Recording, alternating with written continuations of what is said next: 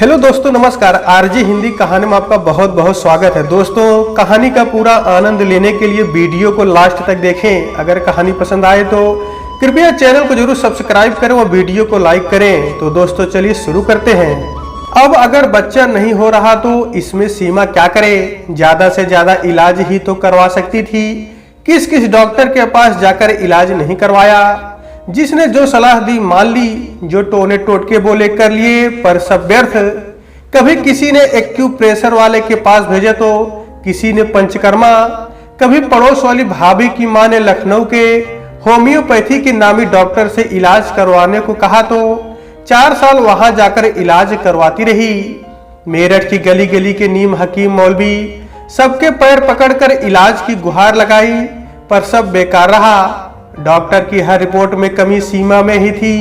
शादी को 10 साल बीत गए पर बच्चा नहीं हुआ।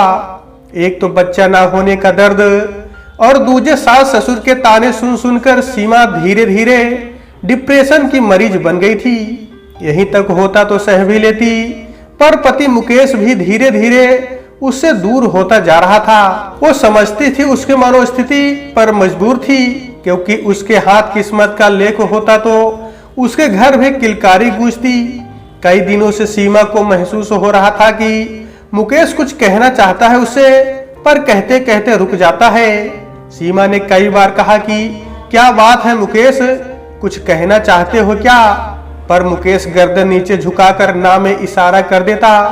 2 महीने यूं ही लुका छुपी में बीत गए तो एक दिन सीमा ने सोचा कि कोई उपाय ऐसा करना चाहिए जिससे मुकेश के मन की बात बाहर आ सके। इसी उलझन में सीमा डूबी हुई थी कि मुकेश की गाड़ी का हॉर्न सुनकर उसकी तंद्रा टूट गई। थोड़ी देर बाद मुकेश कमरे में आया तो सीमा चौंक गई, क्योंकि शराब का तेज भपका उसके पास से गुजरा। ओहो, तो मुकेश बेहद परेशान है, क्योंकि वो शराब ही तभी पीता था जब बहुत टेंशन में होता था। यानी मैं ठीक सोच रही थी। ये सोचते हुए जाने क्यों पहली बार सीमा का दिल घबराया था। सीमा खाना देने के लिए उठी तो मुकेश ने सीमा का हाथ पकड़कर अपने पास बिठा लिया। खाने का मन नहीं कहकर चुपचाप लेट गया। ये बात भी सीमा को अजीब लगी, क्योंकि मुकेश कपड़े बदलकर बनियान और लोअर में ही सोता था। सीमा भी फिर बिना खाए ही चुपचाप लेट गई। तो मुकेश ने बहुत ही ठहरी आवाज में उससे कहा, सीमा, मुझे तुमसे कुछ बात करनी है। ये सुनते ही सीमा बैठ गई। बोलिए। हाँ बोलिए ना, मुझे लग रहा है आप बहुत परेशान हैं। बोलिए ना, मैं आपकी हर सुख दुख में साथ हूँ। ऑफिस में कोई बात हो गई क्या बॉस से? हालांकि सीमा ने ऑफिस और बॉस का जिक्र कर तो दिया, पर एक पत्नी होने के नाते वो जान रही थी कि समस्या कुछ और है। पर अपने दिल को समझाने में लगी थी। डिप्रेशन की मरीज थी, इसलिए दिल दिमाग कांप रहा था। तो चुपचाप एंटी डिप्रेशन की गोली खाने दूसरे रूम में चली गई, जिसे मुकेश को उसकी घबराहट का अंदाजा ना हो। और वैसे भी उसने उसके डिप्रेशन को बीमारी माना ही कब था। हमेशा उसे सन की पागल कहकर मजाक ही उड़ाया।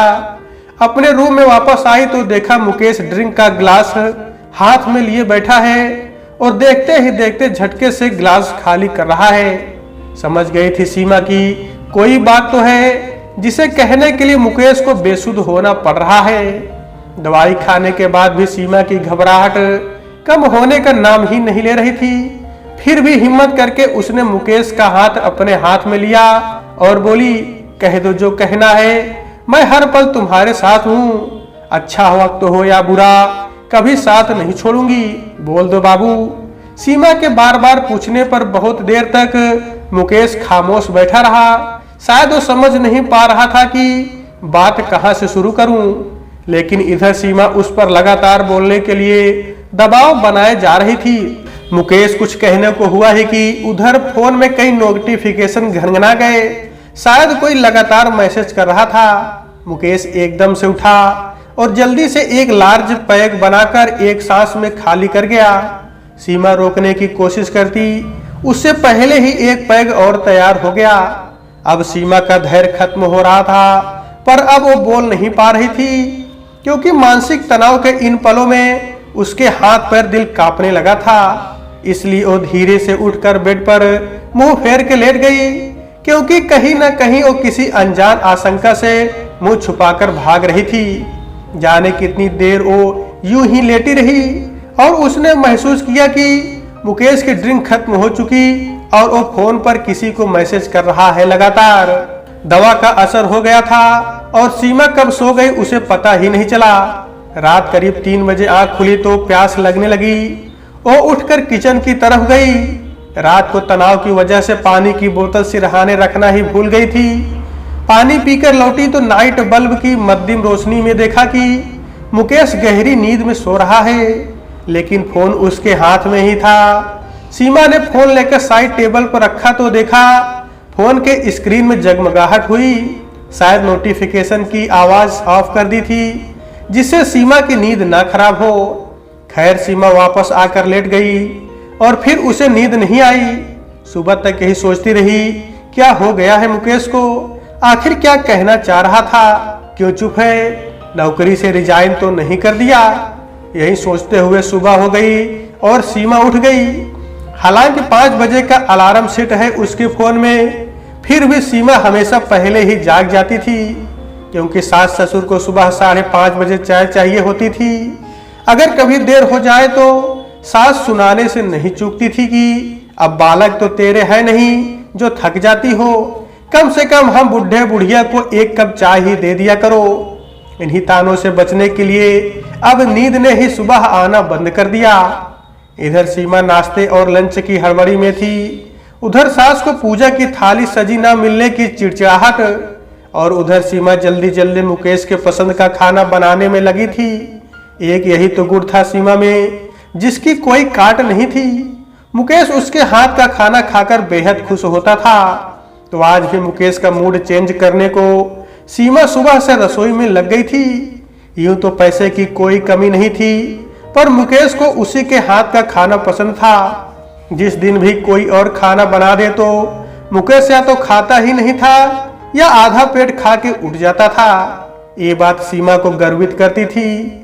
अचानक मुकेश ने बाथरूम से आवाज लगाई, सीमा शैम्पू खत्म हो गया, जरा दूसरे बाथरूम से लाकर दो।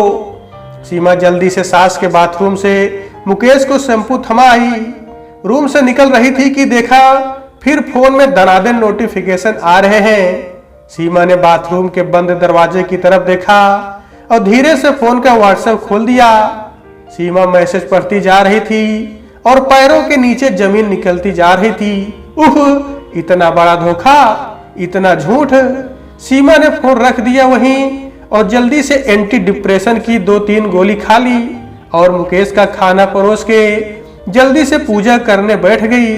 सर पर दुपट्टा, आंखों से आंसुओं की झड़ी, नफरत, गुस्से, दर्द की छटपटाहट में उसे एक ही चीज का मन हुआ कि इन भगवान की सारी मूर्तियों को छत से फेंक दूं और खुद भी कूद जाऊं। और मुकेश यानी कल यही बात कहने के लिए इतनी शराब पी गई थी। सीमा की आंखों से आंसुओं का झरना बहता रहा और दिल से प्यार का दरिया सूखने लगा। रोते रोते उसे लगा शायद उसका जिस्म पत्थर का बन गया है। शरीर सुन्न, दिमाग सुन्न, बस चल फिर रही थी।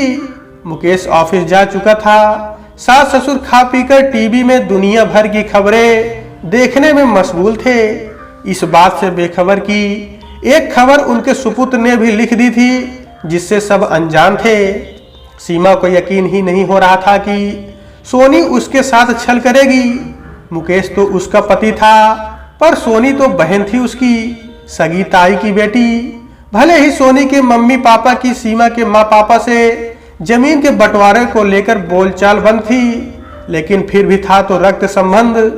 ये सोनी ने क्या किया, उसका ही घर मिला तोड़ने के लिए। और सोनी कितनी छोटी है उम्र में उससे।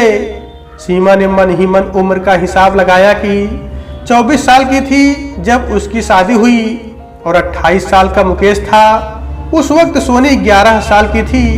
अब शादी को 10 साल बीत चुके। सोनी हुई 21 साल की, सीमा हुई 34 की और मुकेश हुआ 38 साल का, यानी 17 साल कम उम्र की लड़की से प्रेम। एक क्या हो गया सोनी को। सीमा गुस्से में कांप रही थी। शादी पर ताई ताऊ बस समाज को दिखाने के लिए ही उसकी शादी में आए थे।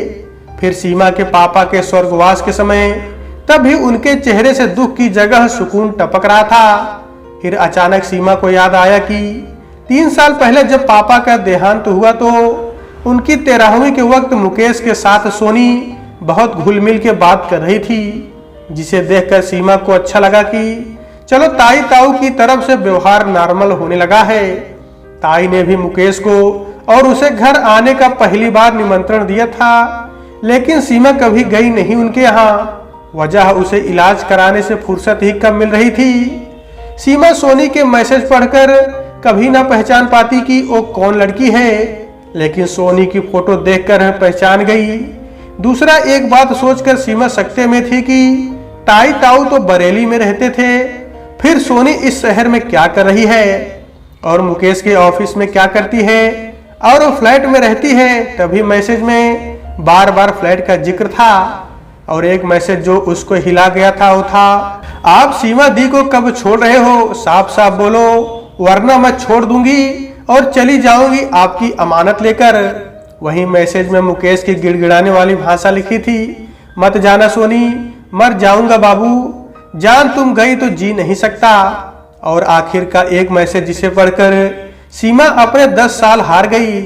मुकेश ने लिखा था, सोनी तुम चली गई तो मर जाऊंगा, तुम्हारे सिवा मेरा कोई नहीं जिसे मैं प्यार करता हूँ। सोनी ने लिखा, तो कब छोड़ रहे हो उसे, यकीन करो जान, आज सीमा से बात करके फ्लैट पर आऊंगा।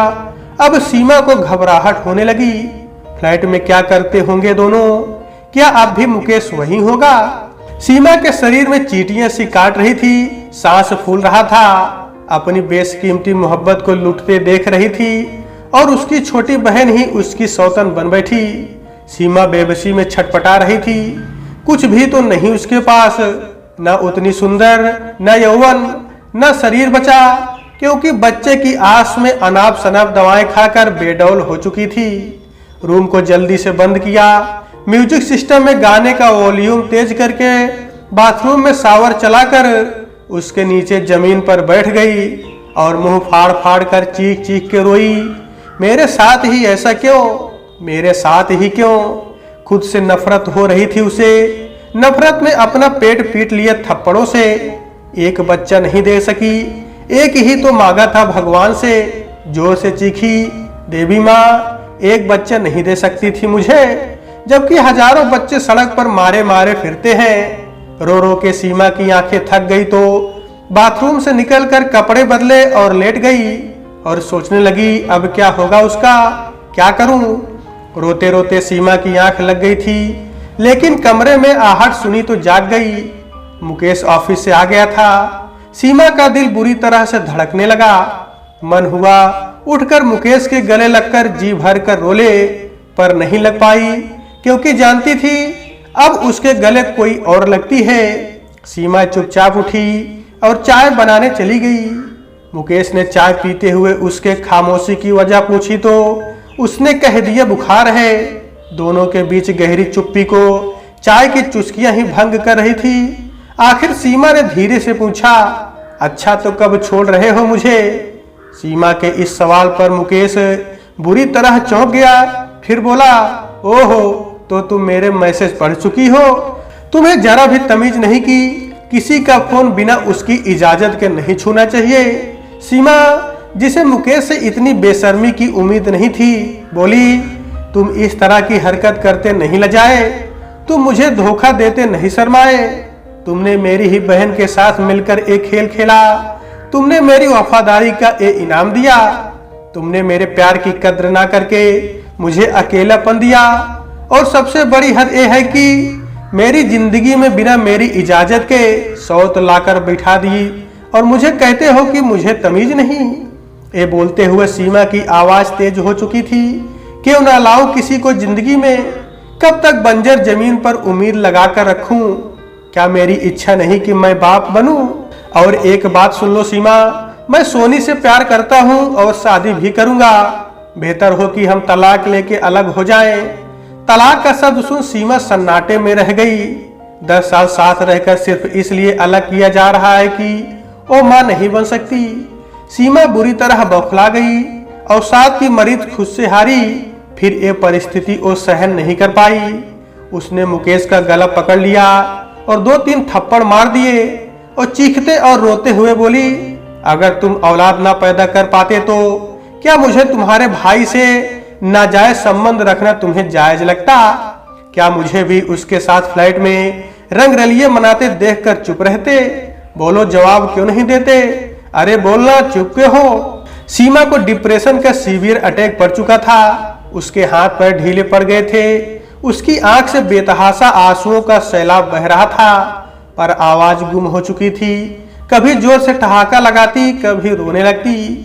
मुकेश के माँ बाप भी दूसरे कमरे से आ चुके थे और सकते की हालत में स्थिति को समझने की कोशिश कर रहे थे।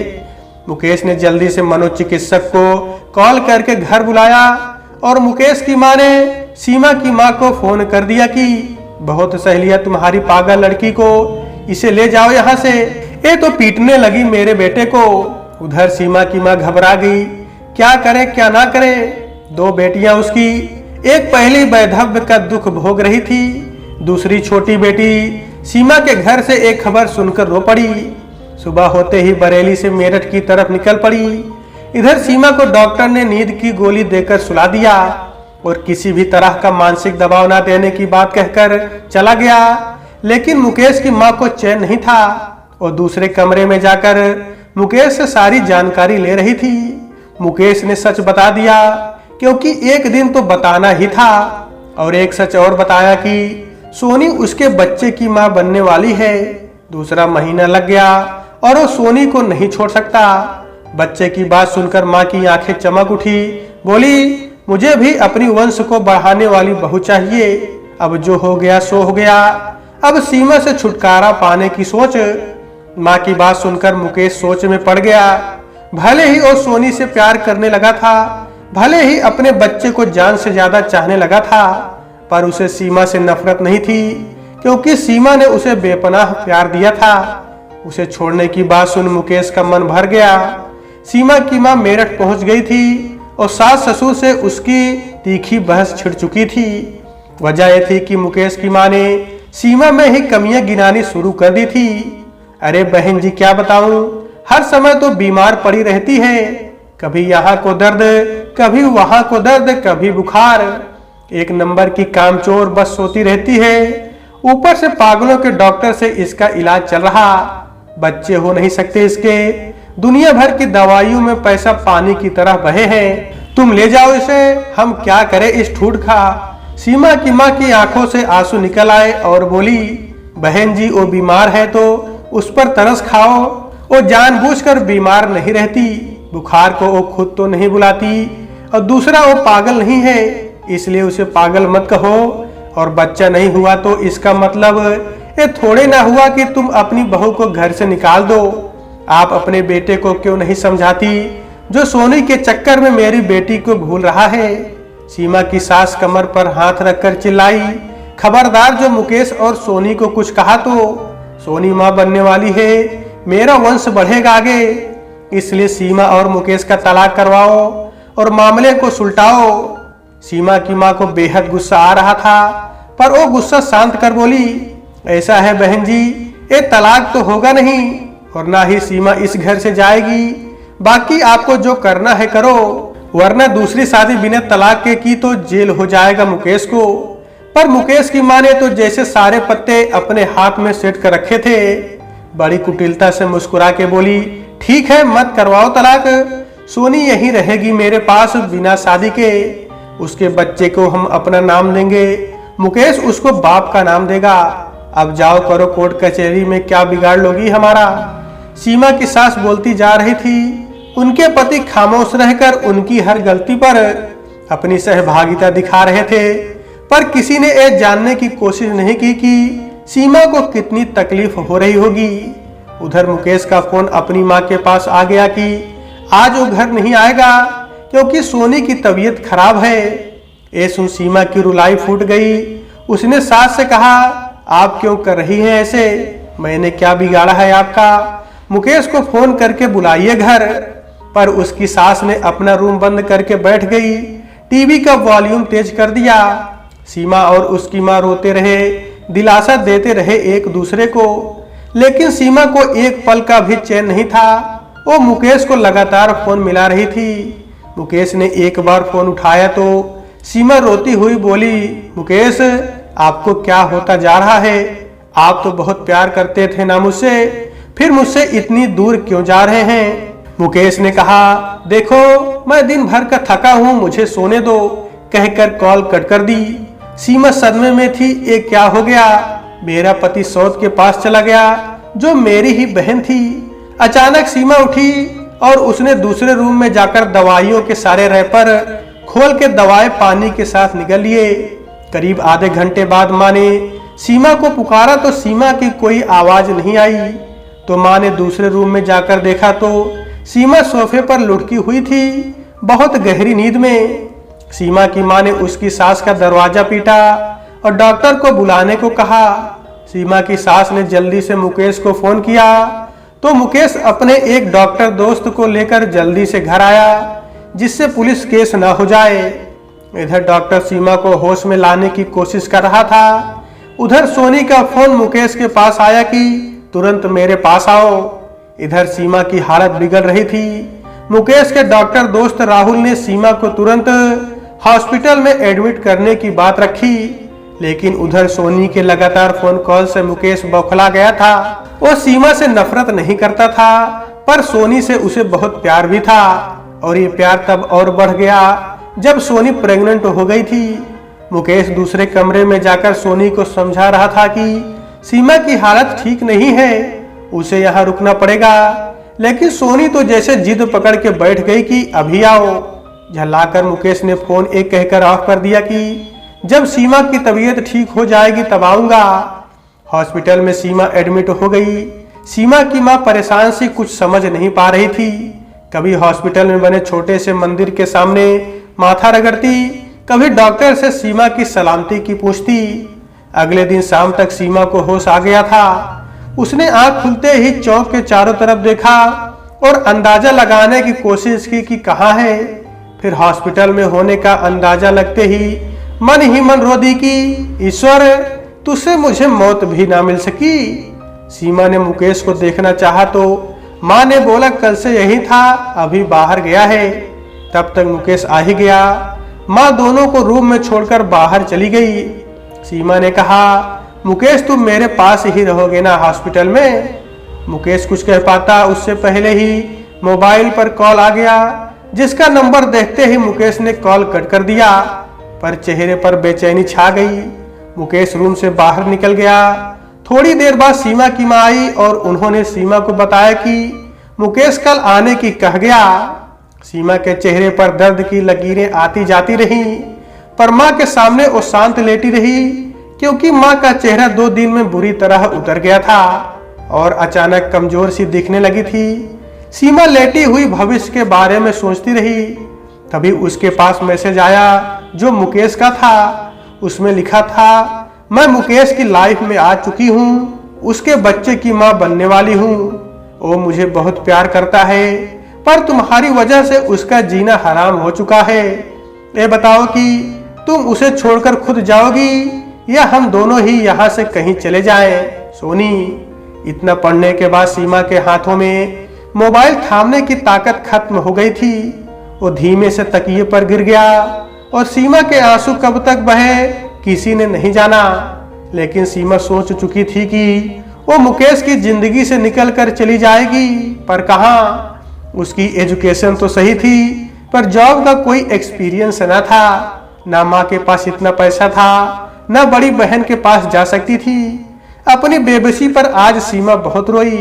पापा जिंदा थे तो कहते ही रहे कि सीमा जॉब कर ले, पर सीमा के कानों में जू नहीं रहती थी। डॉक्टर साहब आ गए और उन्होंने 2 दिन बाद सीमा को घर जाने की इजाजत दे दी।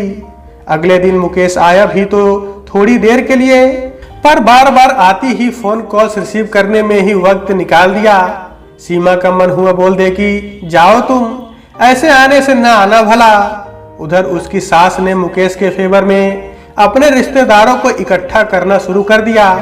2 दिन बाद सीमा घर पहुंची तो देखा मुकेश अपना सारा सामान, जैसे उसके कपड़े, जूते, फाइल्स पैक कर रहा था। सीमा को ये सब देखकर झटका लगना स्वाभाविक था। वो भौचक सी देखती रही उसे। कभी चीख के रोने का मन करता, कभी सुबकने का, पर इतना वो तो समझ चुकी थी कि कोई फायदा नहीं रोने का। और वैसे भी उसने ये भली भांति समझ लिया था कि एक 18 साल छोटी लड़की का प्रेम उसके समर्पित प्रेम पर भारी पड़ गया था। ऊपर से सोनी बेहद सुंदर भी थी, उस पर तिरिया चरित्र भी कूट कूट के भरा था, फिर गोद भी हरी हो गई। अब सीमा के पास ऐसा कुछ नहीं दिखा उसे जिससे वो विरोध कर खुद को बेहतर साबित कर सके।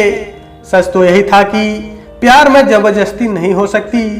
मुकेश कमरे में बाहर आकर अपना सामान उठाने लगा तो सीमा का दिल हलक में आ गया। पर जब उसने ये देखा कि मुकेश ने दूसरे रूम में सामान सेट किया तो उससे रहा नहीं गया। वो पूछ बैठी, इतनी नफरत हो गई मुझसे? मुकेश ने कहा, नहीं सीमा, नफरत नहीं है। वो अम्मा ने कहा है कि सोनी को यहीं ले आओ तो वो इसी रूम में रहेगी, इस तरह हम सब साथ ही रह लेंगे। ये कहते हुए मुकेश ने नजरें चुरा ली। लेकिन सीमा अब अपने भविष्य को लेकर पूरी तरह से निश्चिंत हो चुकी थी। उसने कहा कि मुकेश, अब कमरा बदलने की क्या जरूरत है? तुम और सोनी इसी कमरे में रहो, क्योंकि मैं अब इस घर से जा रही हूँ हमेशा के लिए। इतना सुनकर मुकेश का कलेजा धक हो गया और बोला, सीमा कहाँ जाओगी अब इस उम्र में? सीमा बोली, मुकेश, आजकल उम्र से क्या फर्क पड़ता है? मुझे एक कंपनी में जॉब मिल गया है और मैं अब अपनी माँ के साथ ही रहूंगी। तुम सोनी से शादी कर लेना, अब मेरा तुमसे और इस घर से कोई वास्ता नहीं। इतना कहकर सीमा वहां से चली गई। मुकेश सोनी को तो लेकर अपने घर आ गया, लेकिन जो खुशियां सीमा के रहने पर थी उसके घर में, लेकिन अब उस तरह का सुकून ना मुकेश और ना ही उसकी माँ को था। सोनी देखने में भले ही सुंदर थी, लेकिन उसकी आदतें सीमा के एकदम उलट थी। सीमा तो अपनी नई जिंदगी की शुरुआत कर चुकी थी। वो अपनी माँ के साथ अब खुश भी थी। जैसे जैसे सोनी के तिरिया चरित्र के बारे में मुकेश और उसकी माँ को पता चलने लगा, अब दोनों माँ बेटे को भी डिप्रेशन की गोलियों की जरूरत पड़ने लगी। तो दोस्तों, आज के वीडियो में बस इतना ही। कहानी आपको कैसी लगी कमेंट बॉक्स में जरूर बताइएगा। अगर कहानी पसंद आई है तो कृपया चैनल को जरूर सब्सक्राइब करें और वीडियो को लाइक करें। तो दोस्तों, आपसे फिर मिलते हैं अगले वीडियो में। तब तक के लिए नमस्कार।